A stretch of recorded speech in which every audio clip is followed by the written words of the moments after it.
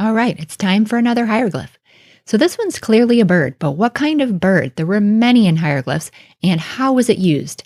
That's what we'll get into in just a moment. Welcome to Voices of Ancient Egypt. If you're new here, I'd love it if you'd click subscribe and ring that bell so you don't miss future videos like this one.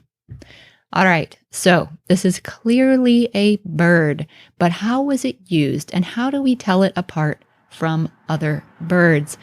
Well, this was used for the sounds W and R. So in modern times, we pronounce this as where, but it does look very similar to some other birds. And the way you can tell this one apart, particularly from this bird here, is that the where bird has this indented curve in the tail, whereas the other bird has the tail that curves the other way.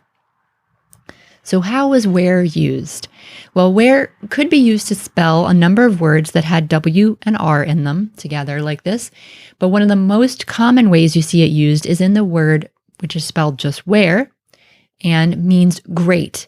And it can mean great both in the sense of important as well as in the sense of large or even older when comparing it to somebody else.